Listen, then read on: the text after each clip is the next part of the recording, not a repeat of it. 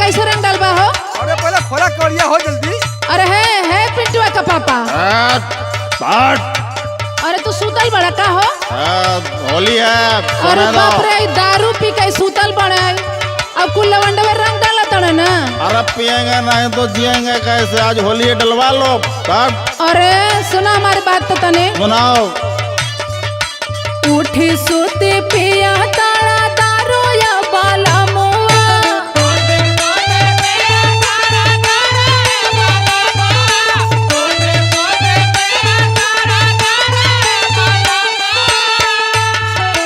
ए क्या है?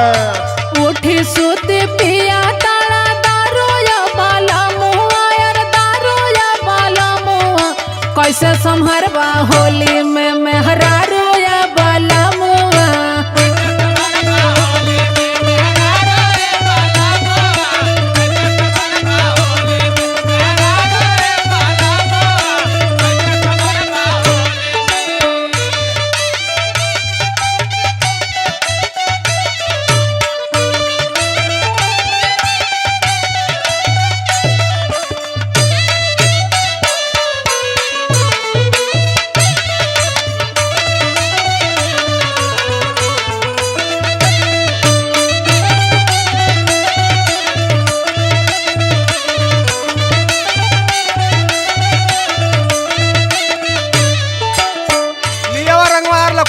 जल्दी करा जल्दी करा। चला हो डाला जा बढ़िया से। अरे अरे अरे है उठाओ देखा मना करे ना सबके।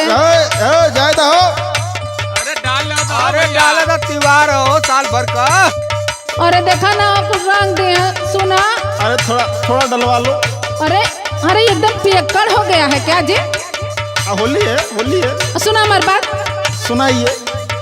लेके बालाटी का रंग लगवा आइल बा दुआरे।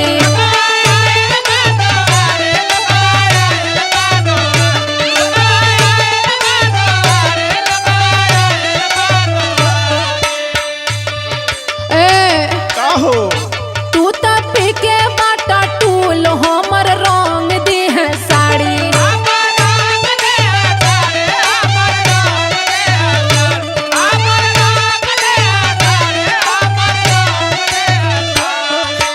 ए पियक्कड़ऊ। हाँ हो। अरे तने होश में आवा। अभी होली में छूट है पीने दो। सुना। सुनाओ सुनाओ। लेके बालाटी का रंग लगवा आइल बा दुआरी। तू तो पी के बाटा टूल हमर रंग दी है साड़ी। सुना। हाँ। डाले खातिर देवरा भइल उतारो या बाला मुआ।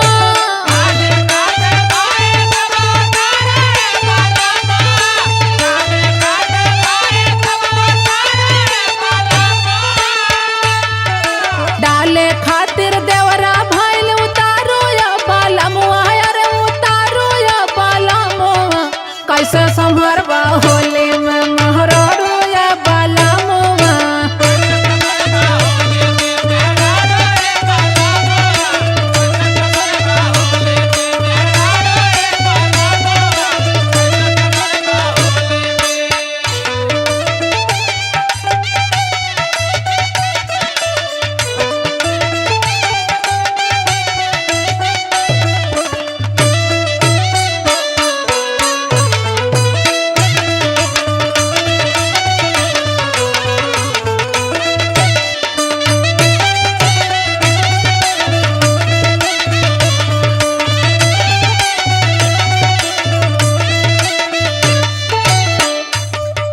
सुनो तोड़ा। हाँ सुन रहे हैं बोलो बोलो। फागुन हमार तू लगा तब बेकार कह दे दारू में। अरे नहीं होगा टेंशन मत लो। जाओ पकौड़ी बना के लाओ। अरे धनंजय भैया हाँ। ई कैसे समझी हो? धनंजय क्या करिए? धनंजय वो पी के टुल्ल बालन। अरे फेंकू भैया या सुभाष सब लोग फेंकू भैया तो पाउच पियले बालन 20 रुपया पाउच वाला। पियले बड़न। सुना हमार बात। लागे होली आया सो कह दे बाबे कार ये राजा।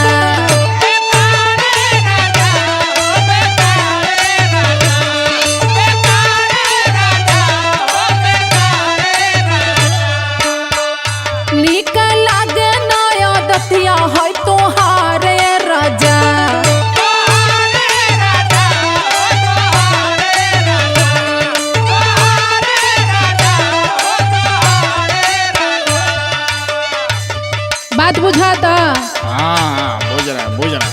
लागे होलिया सो कह देबो बेकार ये राजा निकल लागे नया दतिया है तोहार ये राजा भैला देवदास के तू साढ़ू यो बोलमुआ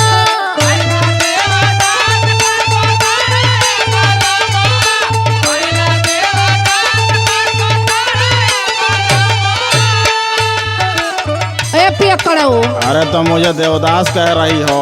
अरे सुना सुनाइए।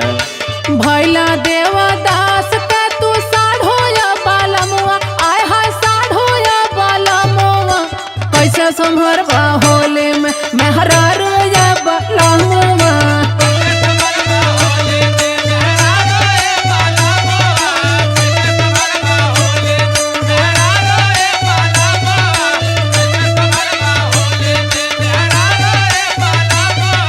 कैसे संभरबा होली में मेहरारू या बालमुआ कैसे संभरबा होली में अरे रे सब कुल डार दहला रंग हो होली है।